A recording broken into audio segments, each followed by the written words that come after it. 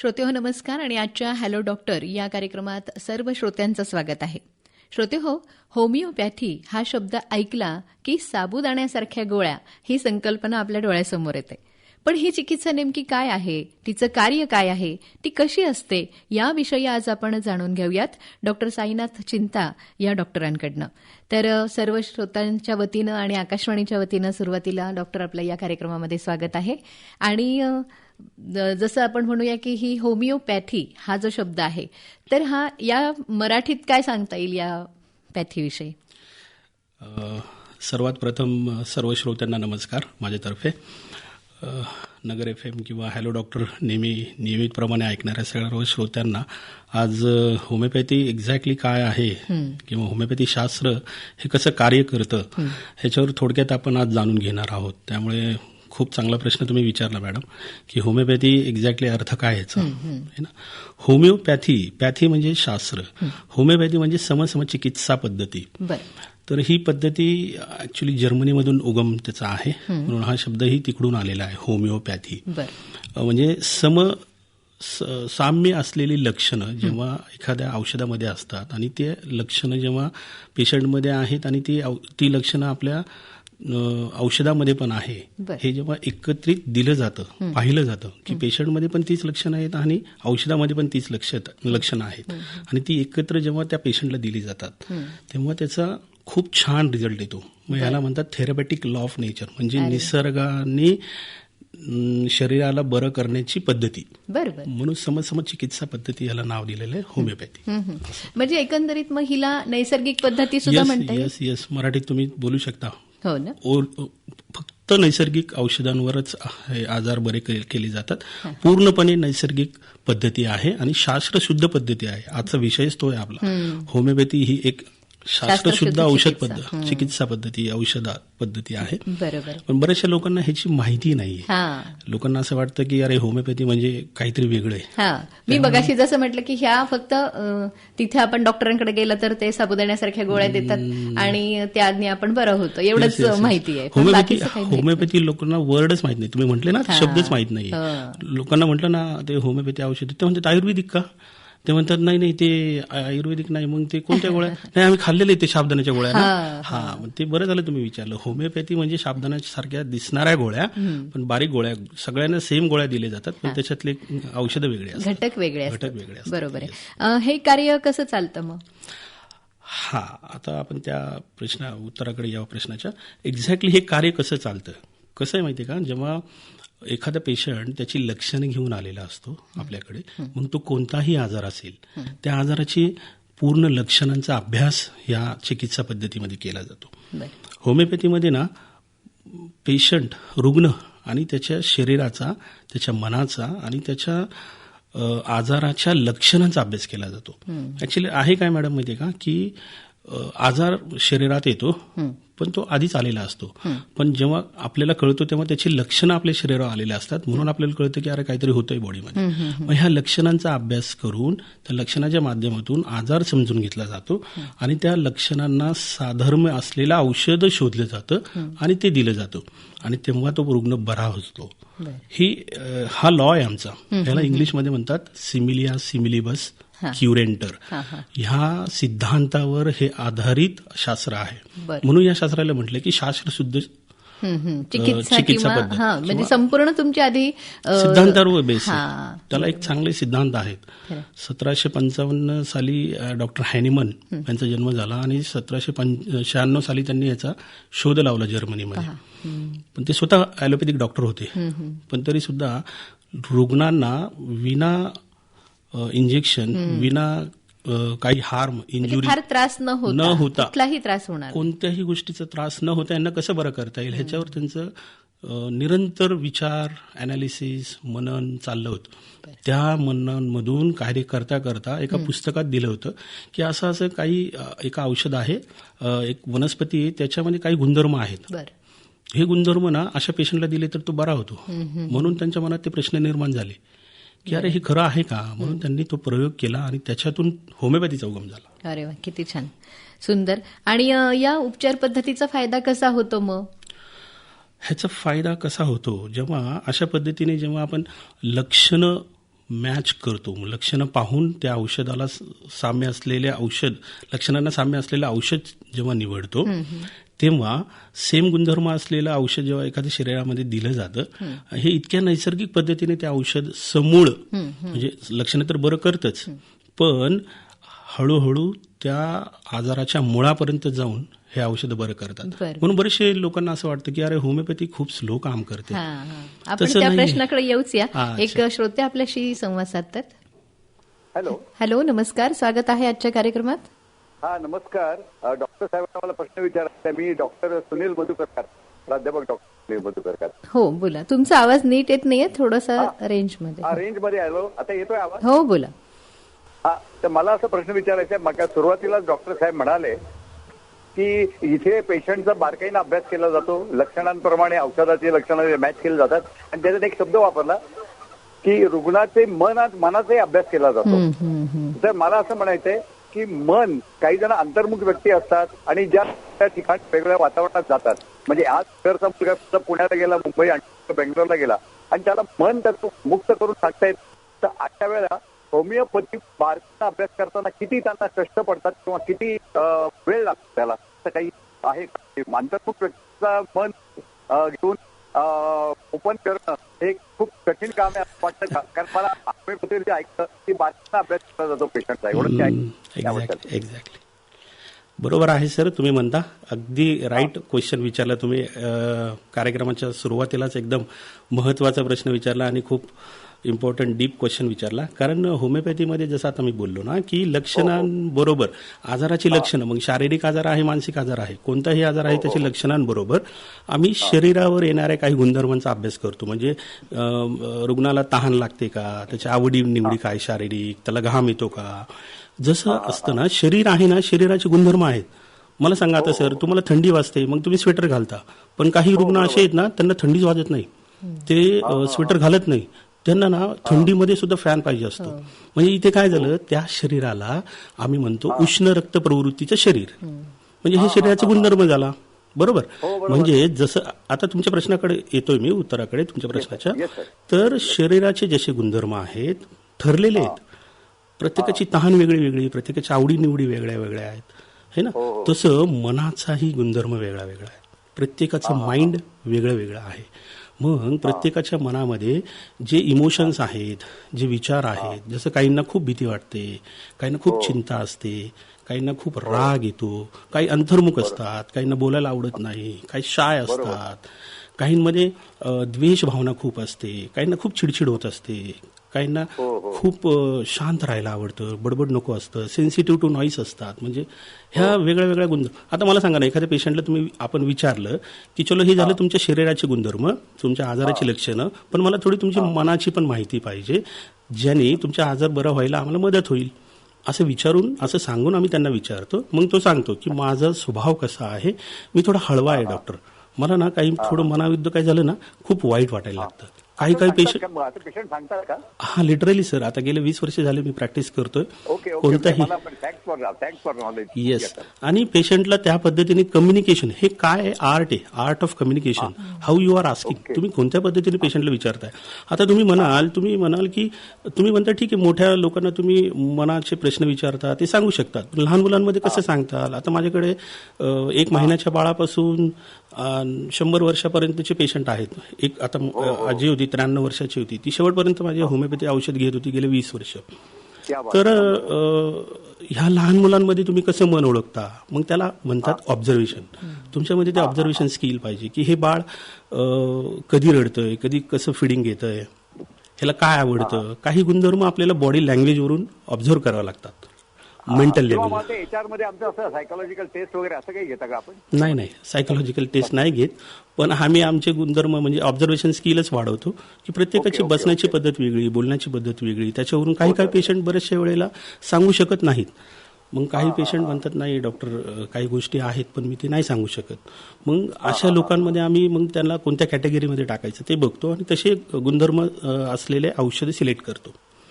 अशा पद्धतीने सगळा अभ्यास करून मन, शरीर आणि लक्षणं यांचा एकत्रित विचार करून आपण औषध देतो आणि मग ते काम करतं. बरोबर. हो, थँक्यू फॉर चालेल. तुम्ही एकदम मला फार अपडेट केलं डॉक्टर साहेब. Yes yes okay thank you.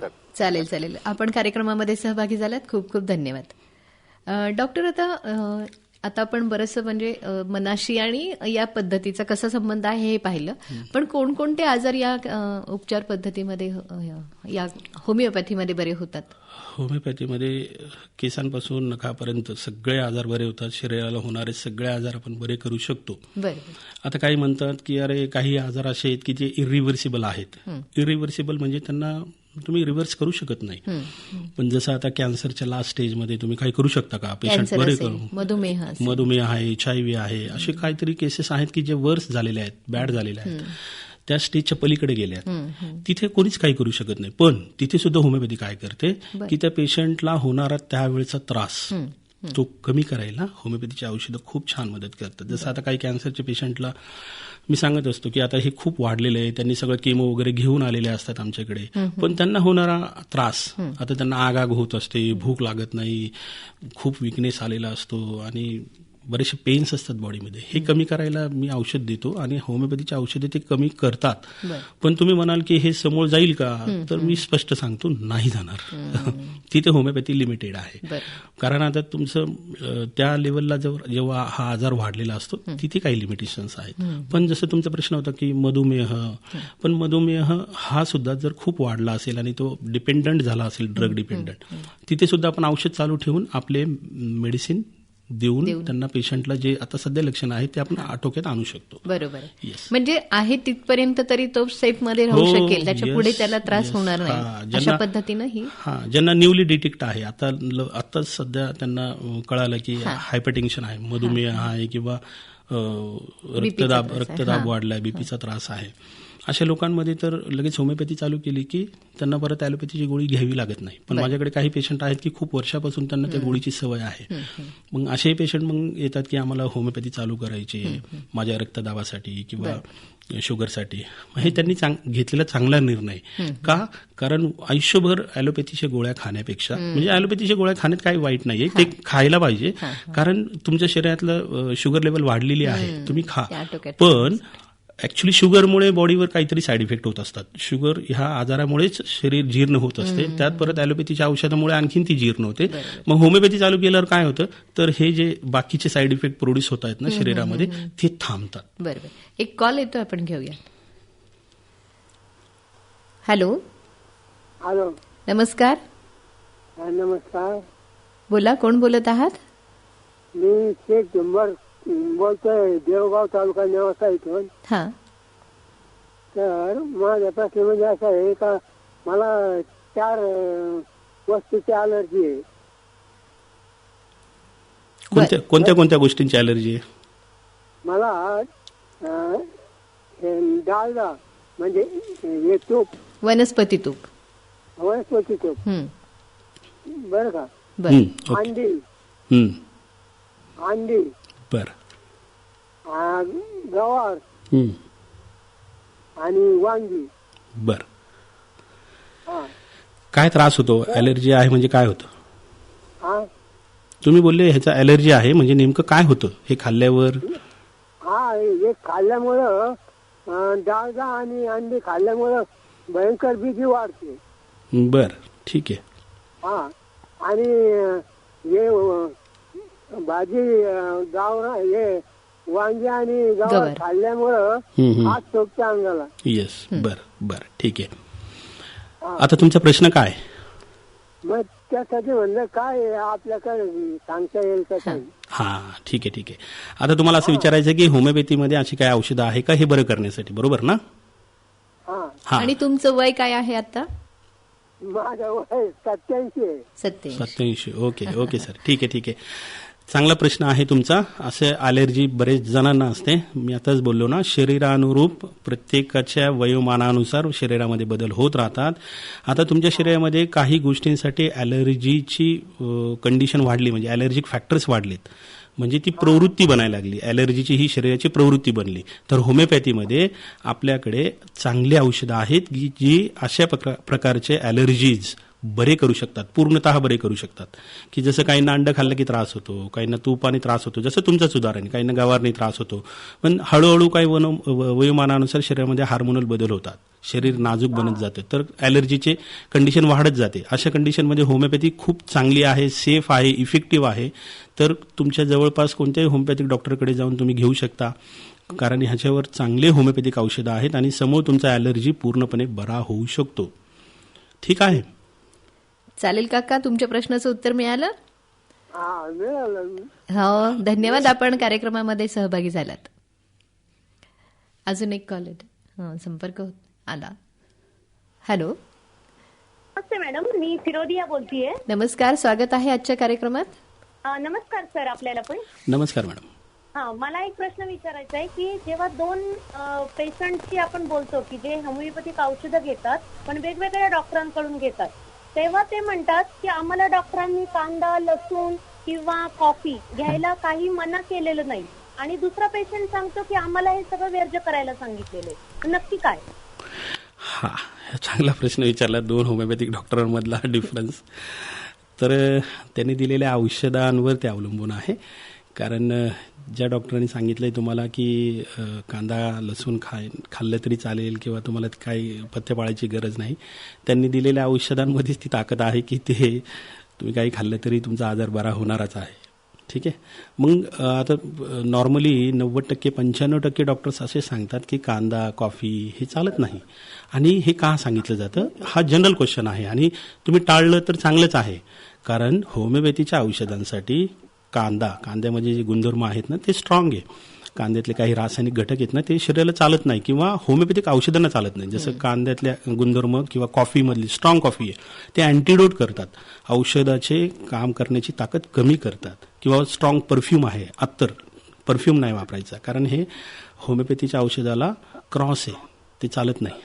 काही आता जर तुम्ही काही डॉक्टर सांगतात, काही नाही सांगत, पण नाही सांगत याचा अर्थ असा नाही, कारण ते आता प्रचलित झालेले आहेत, लोकांना माहिती आहे. काही ठिकाणी सांगितलं नाही जात की ठीक आहे, काही लोक खूप प्रमाणात कांदा खातात, कमी प्रमाणात म्हणजे कंट्रोलमध्ये खातात. जे खूप रोज त्यांना कच्चा कांदा लागतो, त्यांना सांगितलं जातं की नका खाऊ. काहींना रोज स्ट्रॉंग कॉफी लागते, त्यांना सांगितलं जातं नका पिऊ. त्यामुळे लोकांना, आता नगरमधल्या लोकांना किंवा आपल्या सामान्य लोकांना इतकं सवय नाहीये रोज कॉफी प्यायची. पण आता माझ्याकडे येणारे मुंबईचे पेशंट म्हणतात नाही स्ट्रॉंग कॉफी, मला कॉफी लागतेच. त्यांना सांगितलं जातं नाही तुम्ही थांबवा जरा कॉफी. तर पेशंट टू पेशंट ते वेगळं आहे, त्या पद्धतीने तसं सांगितलं जातं. ठीक आहे मॅडम, मिळालं उत्तर? Thank you sir. आणि अजून एक प्रश्न विचारायचा होता. बोला. हो, बोला. सर, आणि आपण जर एखाद्या आजारासाठी आधी औषध घेतोय आणि आता तो आपला आजार बराच आटोक्यात आलेला आहे आणि आपण आता ती औषधं बंद केली, तर काही दिवसांनी आपण कांदा किंवा हे खाऊ शकतो का, की आधीच्या औषधांचा इफेक्ट त्याने नील होतो? नाही, खाऊ शकता. एकदा आजार बरा झाल्यानंतर काय प्रॉब्लेम नाहीये, नंतर खाऊ शकता. पण तरी सुद्धा कांदा प्रमाणातच खाल्लेला बरा. कुठल्याही गोष्टीला मर्यादा आहे, त्या मर्यादा ओलांडल्यानंतर त्रास होणारच. ओके, चालेल. थँक्यू मॅडम, आपण कार्यक्रमामध्ये सहभागी झालात. खरंच डॉक्टर, मगाशी जसं यांचा प्रश्न आला की म्हणजे काही ह्याच्यात सांगितलं जातं हे खा ते खाऊ नका म्हणून. फोन येतोय, आपण घेऊया. हॅलो. हॅलो, नमस्कार, स्वागत आहे आजच्या कार्यक्रमात. मॅडम नमस्कार. नमस्कार मॅडम, आजचा विषय कोणता मॅडम? आजचा विषय होमिओपॅथी एक शास्त्रशुद्ध चिकित्सा. होमिओपॅथी एक शास्त्रशुद्ध चिकित्सा. हा, बरोबर मॅडम. हा, आपला काही प्रश्न आहे या संदर्भात? नक्कीच मॅडम. होमिओपॅथी करायचं म्हणलं तर मॅडम कसं करायचं मॅडम? तुमचा आवाज नीट येत नाहीये. होमिओपॅथी करायचं म्हणलं तर कसं करायचं मॅडम? होमिओपॅथी काय? होमिओपॅथी करायचं म्हणलं तर कसं पाहायचं मॅडम? कसं पाहावं ते डॉक्टरांना भेटावं. होमिओपॅथीचे जवळ असलेल्या होमिओपॅथिक डॉक्टरांना तुम्हाला होणारा त्रास जाऊन सांगायचं, मला हा त्रास आहे, मला होमिओपॅथीची औषधं घ्यायची आहेत, त्याच्यावर काही ट्रीटमेंट आहे का? मग ते तिथले डॉक्टर जे आहेत ते तुमची माहिती घेतील व्यवस्थित आणि त्या लक्षणं बघून तुम्हाला विचारून काही हिस्ट्री घेऊन तुम्हाला योग्य औषध देतील, ज्या योगे तुमचा आजार पूर्ण बरा होईल, समूळ नष्ट होईल. ठीक आहे, चालेल. आपण कार्यक्रमात सहभागी झाला, धन्यवाद. आणखी एक कॉल येतोय, घेऊया. हॅलो. हॅलो, नमस्कार. नमस्कार मॅडम. नमस्कार. आपला संपर्क नीट होत नाहीये. हा हॅलो, मी भिंगारवरून बोलते मॅडम. हा, बोला बोला. हा मॅडम, मला विचारायचंय की मानसिक आजारासाठी होमिओपॅथिक औषधे आहेत का? बरं, येस येस, छान प्रश्न आहे. हा चांगला प्रश्न विचारला मॅडम. मानसिक आजारांवर होमिओपॅथीमध्ये चांगले उपचार आहेत, चांगले औषधं आहेत. कारण सर माझ्या घरी म्हणजे मला भरपूर जणांना प्रॉब्लेम आहेत आणि आपण जर एखाद्या मानसिक दवाखान्यात गेलो आणि जर आपले म्हणजे जॉबचे जर असे हे असतील आणि त्याच्यामध्ये जर आपण रात्री जर औषधे घेऊन जर आपल्याला दिवसा जर झोप येत असेल आणि जर आपल्या जॉबवर त्याचा परिणाम होत असेल तर मला काय म्हणायचंय की होमिओपॅथिक मधून एवढा त्रास नाही जाणवणार असं मला म्हणजे विचारायचंय. हा, म्हणजे हा त्रास जाणवेल का किंवा ही औषधं घेतल्यानंतर जी आता त्यांची परिस्थिती आहे त्याच्यावरती काही फरक पडेल का? हा, म्हणजे तसं ॲलोपॅथीचे जे औषधं तुमचे चालू आहे त्याच्याने जी झोप येते तसे होमिओपॅथीच्या औषधाने झोप येते का असं म्हणायचं आहे? झोप येणं, कंटाळा येणं, नाही मरगळ येणं. नाही नाही, होमिओपॅथीच्या औषधं सुरू केल्या होमिओपॅथीच्या औषधच मुख्य बॉडीच्या शरीराच्या चैतन्य शक्तीवर काम करतात. जेव्हा औषध परफेक्टली लागू होतं ना तेव्हा तुमची एनर्जी लेवल वाढायला लागते. त्यामुळे हाच तर डिफरन्स आहे होमिओपॅथीच्या औषधांचा. म्हणून मनावरची मरगळ, शरीरावरची मरगळ आणि अशक्तपणा, थकवा दूर करण्यासाठी हे औषध सगळे प्रॉब्लेम इतके येतात ना सर की म्हणजे जॉबवर त्याचा परिणाम होतो. म्हणून तर म्हणतोय ना की लवकरात लवकर होमिओपॅथी चालू करा, काही प्रॉब्लेम नाही येणार तुम्हाला. तुमचे सगळे आजार हा नगरमध्ये मला तर एक पण असा दवाखाना सापडून नाही राहिला. ठीक आहे, तुम्ही आता कार्यक्रम झाल्यानंतर आकाशवाणीशी संपर्क साधा. तुम्ही 2427620 या नंबरवरती संपर्क साधा, तुम्हाला नंबर दिला जाईल. ठीक आहे, काही काळजी करू नका, पूर्णपणे आजार बरा होतो आणि नगरमध्येच होतो. काही काळजी करू नका, कुठे जायची गरज नाही. हा, तुम्हाला मिळेल. कार्यक्रम झाल्यानंतर मॅडम सांगता येईल, कारण आता आपल्याला बाकीचे श्रोते सुद्धा संपर्क करतायत. तर डॉक्टर, आता हा जो प्रश्न होता की मग मला हे म्हणायचं की एखाद्या पॅथीचं औषधं चालू आहेत तर त्याला लागू जोडून ही आपल्याला घेता येतात का, औषधं घेता येतात? चालतात, बरोबर. बरेच जण तेच मला विचारतात की आमचे हे औषधं चालू आहेत डॉक्टर, मग हे बंद करू का? मला रक्तदाबासाठी मला औषधं घ्यायची. इव्हन काही स्टेंट टाकलेले आहेत, हार्ट अटॅक येऊन गेलेले आहे. बऱ्याचशा लोकांना आता कळायला लागलं की ॲलोपॅथीच्या औषधांचे बॉडीवर साईड इफेक्ट होतात, पण आम्हाला ती गोळ्या बंद केल्या की त्रास होतो. पण मॅडम कसं आहे माहिती आहे का, माझ्याकडे आलेले जे जुने आजार घेऊन आलेले पेशंट असतात, मुख्यतः हायपरटेन्शन, रक्तदाब आणि मधुमेहाचे पेशंट, मी त्यांना पहिल्यांदा सांगत असतो की तुमची जी औषधं चालू आहेत ती चालू ठेवायची, ती लगेच बंद करायची नाही. ॲलोपॅथीचे असतील किंवा कोणतेही औषधं चालू आहेत ती औषधं चालू ठेवून आपण आपले औषधं चालू करणार आहोत. आणि जसं जसं आपलं औषध लागू होतंय, जसं जसं तुमच्या शरीरामध्ये बदल होत जातो तसं त्या औषधांचा डोस कमी करून आपण ते बंद करतो, एकदम बंद करत नाही. कोणत्याही रुग्णावर आधी जे औषधं चालू आहेत ते आपल्याला म्हणजे थायरॉइडचे काही पेशंट येतात माझ्याकडे, काही हायपरटेन्शनचे आहेत, काही डायबिटीजचे आहेत, पण आपण लगेच गोळ्या बंद करत नाही. कालांतराने ते बंद होतात, पण त्यासाठी काही दिवस त्यांना होमिओपॅथी घ्यावी लागते. निरंतरतेने होमिओपॅथीची औषधं घेऊन, कारण हे आजार वर्षानुवर्ष चालत आलेले, वाढणार नाही, उलट कमी होणार. येस, म्हणजे तुमचा आणखीन एक प्रश्न ह्याच्यातच होता की हे औषधं घेतल्याने काय त्रास होईल का, या औषधं आणि ती औषधं एकत्र घेतली ती चालतात का? आता बरेचसे रुग्ण सुद्धा तेच विचारतात. बिलकुल चालतात, कारण आपण जे होमिओपॅथीची औषधं देतो ह्याला बिलकुल साईड इफेक्ट नाहीये. त्या औषधांचं कार्य वेगळं आहे आणि ह्या औषधांचं कार्य वेगळं आहे. त्यामुळे दोन्ही एकाच वेळेला घेतलं तरी काही अडचण येत नाही. एक फोन येतो, आपण घेऊया.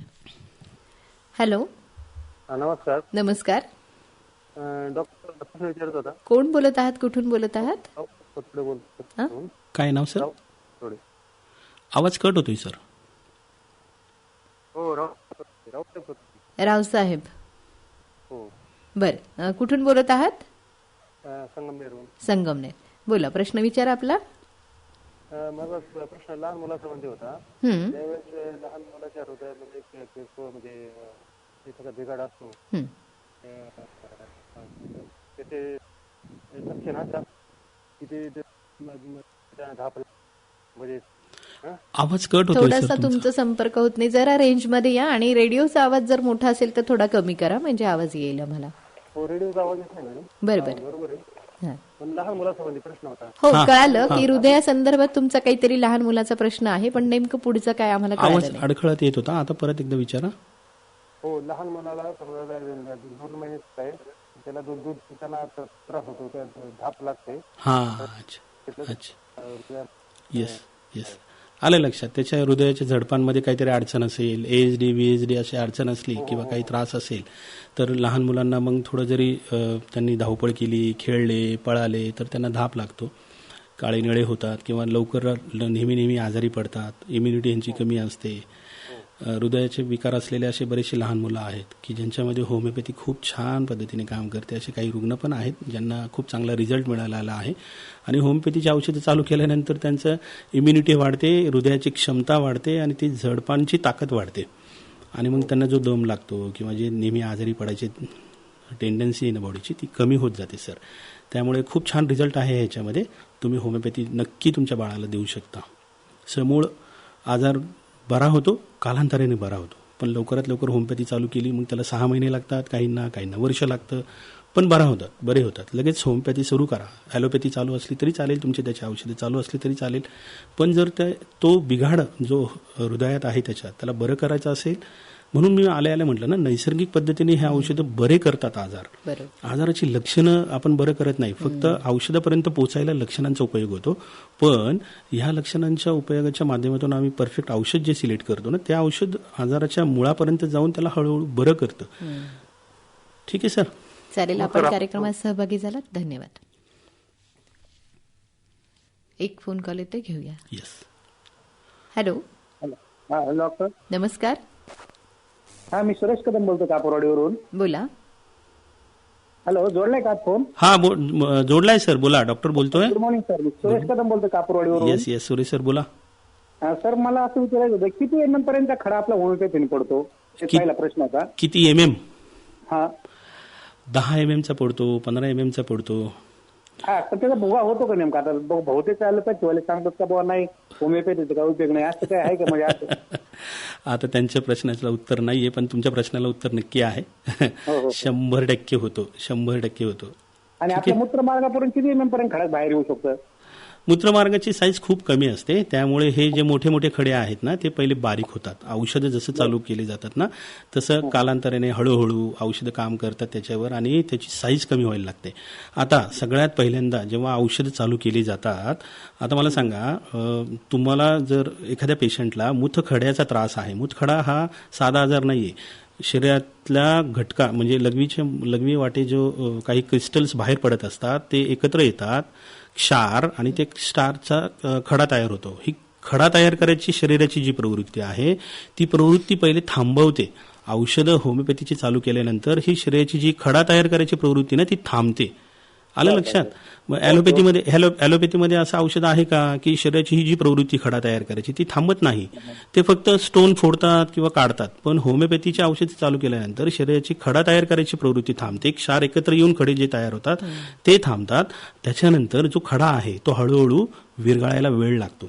मग त्याच्यावर औषधं जसे काम करतात, जसं आता 15 MM चा खडा आहे तर तो 14 होईल, 13 होईल, 12 होईल, 5 पर्यंत, 4 पर्यंत आल्यानंतर 3 MM चा खडा झाल्यानंतर तो बाहेर पडतो. मग 3 MM 2 MM चा झाल्यानंतर तो असे कितीतरी खडे फुटतात आणि ते लघवीवाटे बाहेर पडतात. काहींचे तर कळतही नाही, इतके बारीक भुगा होतो.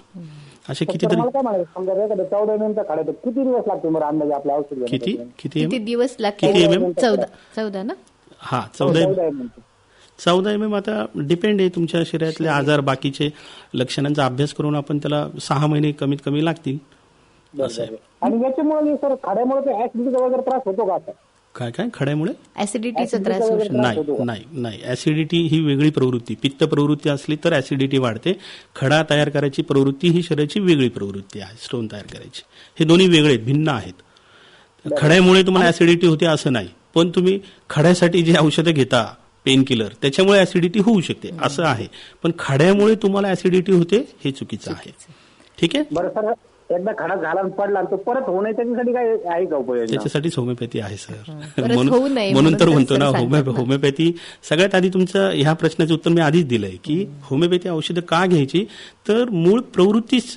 समजा आता खडा तयार करायची प्रवृत्ती आहे, मूळव्याध तयार करायची प्रवृत्ती आहे, ही प्रवृत्ती कमी, म्हणजे ह्या प्रवृत्ती बरी करायची, कमी नाही, पूर्णपणे बरी करायची. आणि मग आता जो आलाय मूळव्याध आलाय किंवा खडा झालाय तो आजार बरा करायला थोडा वेळ लागतो, मग बरा व्हायला वेळ लागतो. म्हणून लोकांना असं वाटतं की अरे होमिओपॅथी खूप स्लो काम करते. तसं नाहीये. आजार बरं करते, लक्षणं बरं करते आणि पूर्ण आजार मुळासकट बरं करते. असं आहे होमिओपॅथीचे औषध. ठीक आहे. मला आलं तर सतत ते वल्गेरिस म्हणून एक औषध आहे ना. आपण बोलूयात नंतर. सुरेशजी, एक फोन कॉल येतोय तो घेऊयात. थँक्यू, आपण सहभागी झालात, धन्यवाद. संपर्क झालेला नाहीये. डॉक्टर, आता आपण जे काही बोललो तर एक महत्वाचं आहे की या औषधांना काही साईड इफेक्ट्स आहेत का? अच्छा, चांगला प्रश्न आहे. साईड इफेक्ट ह्या औषधांना बिलकुल नाहीये मॅडम. काहीही साईड इफेक्ट नाहीयेत.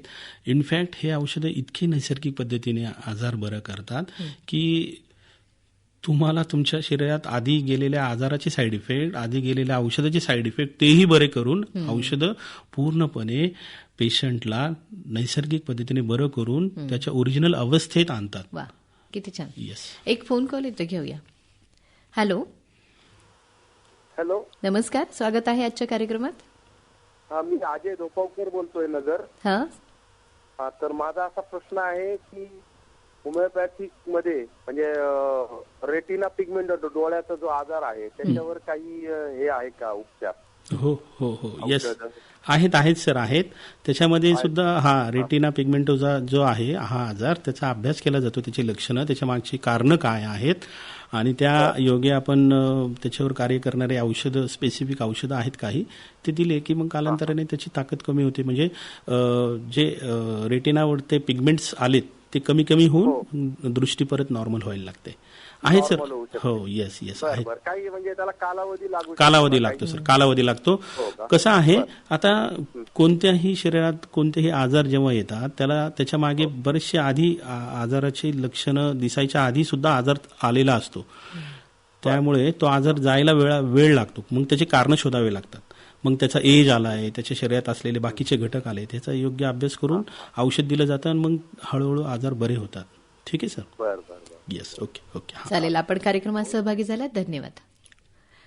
तरी डॉक्टर, आता मगापासून आपण या चिकित्सा पद्धतीविषयी बोलतो आहोत, तर ही उपचार पद्धती एवढी फायदेशीर असूनही दुर्लक्षित का आहे?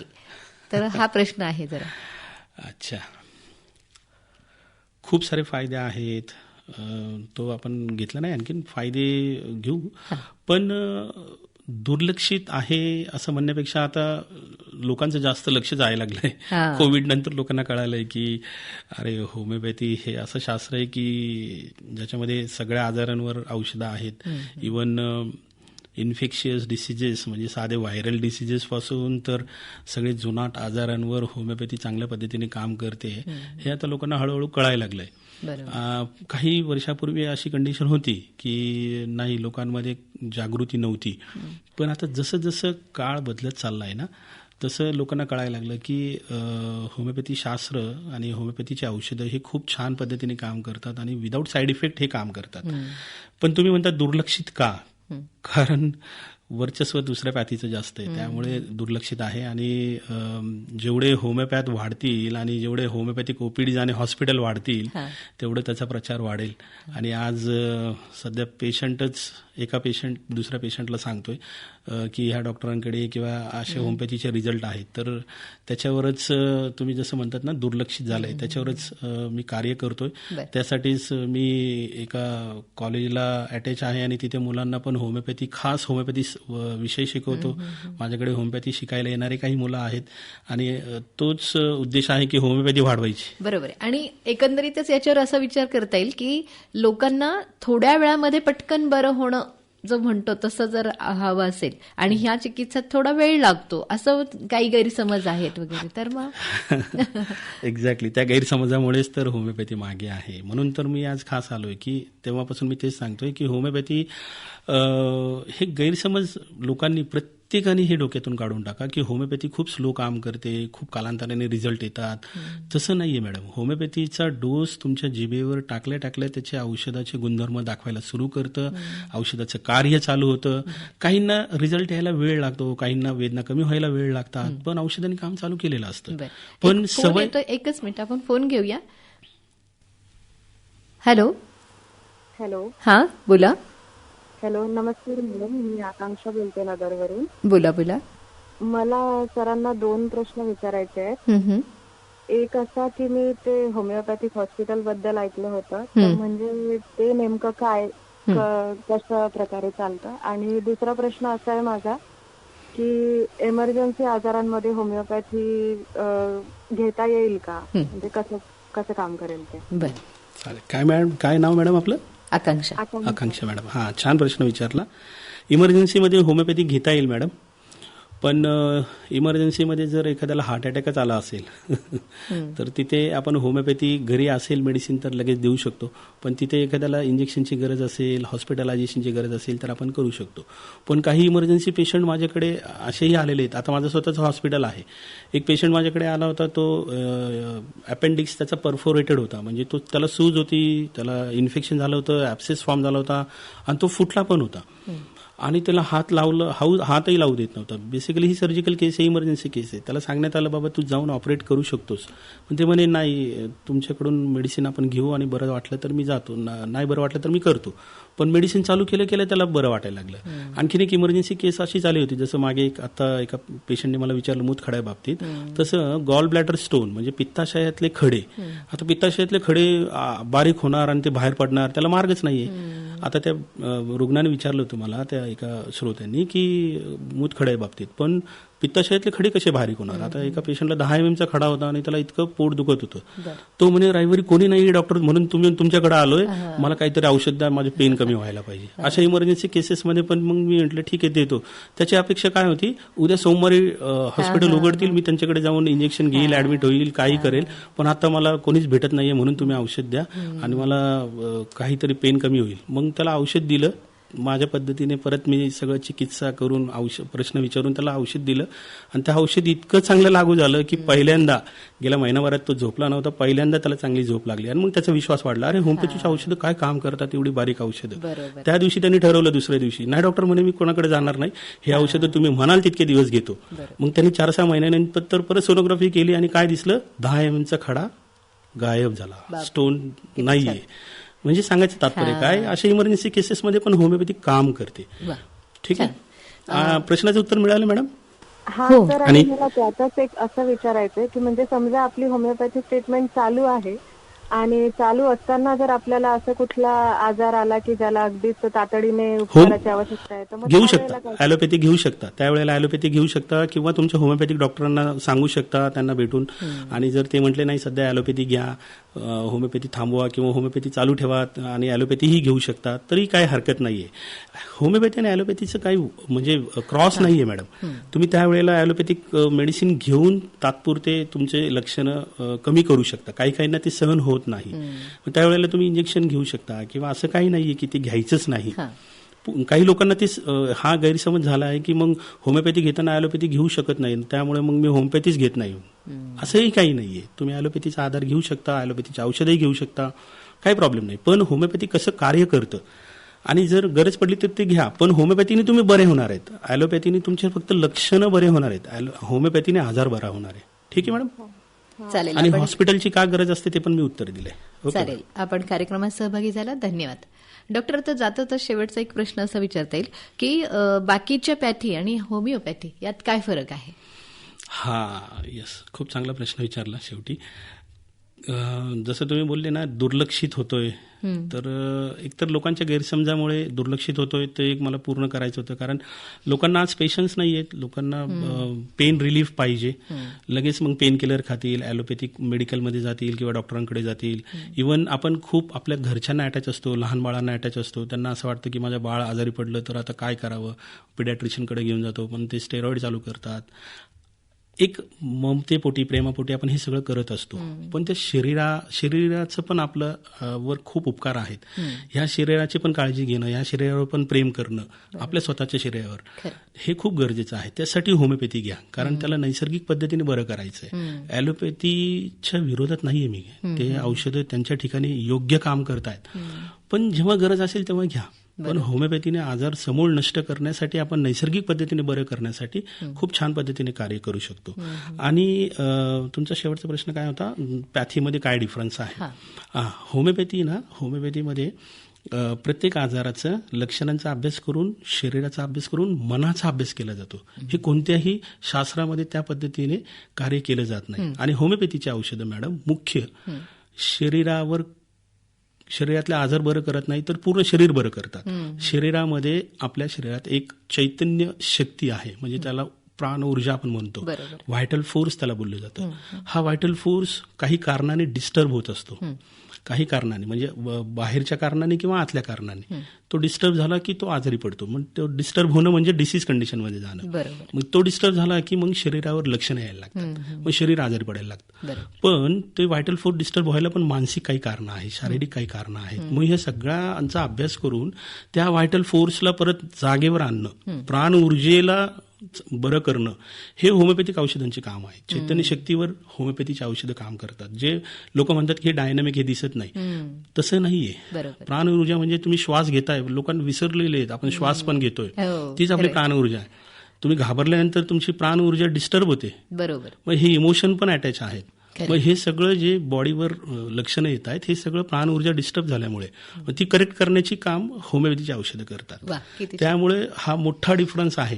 कोणत्याही जगाच्या पाठीवर इतके छान समूळ आजार बरं करण्याची ताकद कोणत्याही पॅथीमध्ये नाही असं मला वाटतं, किंवा होमिओपॅथीमध्ये आहे एवढं मला माहिती. बरोबर, खूप छान. आणि ही औषधं जी आहेत ती चघळण्याचीच असतात, त्याचं काय? येस, हे चांगला प्रश्न विचारला. सगळ्यात मुख्य प्रश्न जाता हे औषधं जिभेवर असलेले टेस्ट बड, संवेदनाचे बड्स असतात, त्याच्यावरून ब्रेनपर्यंत संवेदना कॅरी करतात.